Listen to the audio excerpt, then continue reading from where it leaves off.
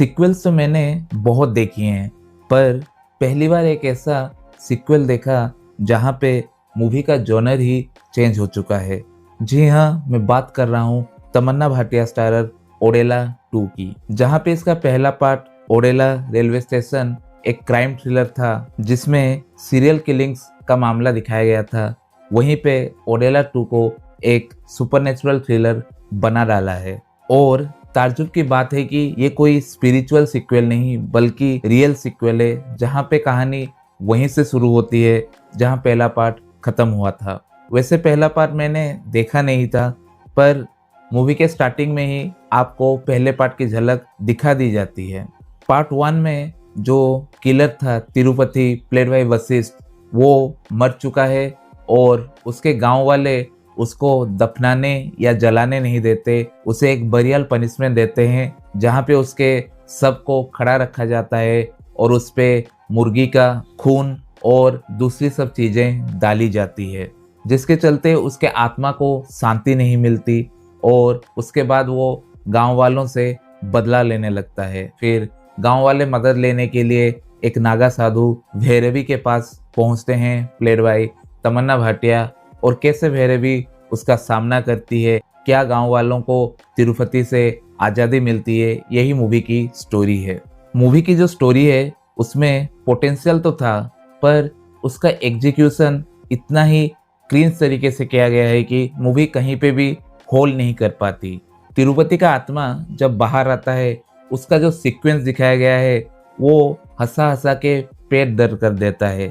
एक नहीं 2 बार ऐसा दिखाया गया है कि 2 लोग आते हैं, उसके कब्र पे मुड़ते हैं, उसके बाद उनका खून उस पे गिरता है और वो किसी ना किसी को मारने निकल जाते हैं। और वहाँ पे कभी ट्रैक्टर उड़ रहा है, कभी लूना उड़ रहा है, तो कभी साइकिल। माना भूत है, उसके पास पावर है, और उसे जिस तरह से पिक्चराइज किया गया है वो बहुत ही ज़्यादा क्रिंज फील होता है। तमन्ना भाटिया एज भैरवी ने एक्टिंग अच्छी की है, पर उसका जो इंट्रो दिया गया है वो बहुत ही ज़्यादा क्रिंज और टिपिकल साउथ वाला है, जो कि इतना ज़्यादा कनेक्ट नहीं कर पाता। और वहाँ पे एक फाइट सीक्वेंस भी है जिसमें तमन्ना कुछ गुंडों से लड़ती है, और वो स्लो मोशन वाला फाइट सीक्वेंस तमन्ना पे जरा भी सूट नहीं कर रहा था। हाँ, क्लाइमेक्स में जहाँ इमोशनल मोमेंट्स आते हैं और कुछ मास मोमेंट्स आते हैं, वहाँ पे तमन्ना ने एक्सेल करके दिखाया है। वहाँ उनकी एक्टिंग लाजवाब लगती है। तिरुपति के रोल में वशिष्ठ ने काम बहुत अच्छा किया है। जैसा कि पहले पार्ट में उनका विलेन का रोल था, वैसे ही यहाँ पे है, पर क्योंकि यहाँ वो एक आत्मा बने हुए हैं, तो वो जो पावर है और उनकी आंखों में जो रेज है वो उस कैरेक्टर के लिए बहुत ज़्यादा अच्छा लगता है। पर एक सीन में जब भैरवी और तिरुपति का फेस ऑफ होता है और जो डायलॉगबाजी चलती है उन दोनों के बीच, वो बहुत ही ज़्यादा इरिटेट करता है। हिबा पटेल जो इसके पहले पार्ट ओडेला रेलवे स्टेशन की मेन एक्ट्रेस थी, उनका यहाँ पे एक गेस्ट अपीयरेंस की तरह ही रोल है, जो कि इतना ज़्यादा खास लगता नहीं है। कुछ इमोशनल सीन्स है जिन्हें वो अच्छी तरह से पुल अप नहीं कर पाती और वो बहुत ही बेकार लगते हैं।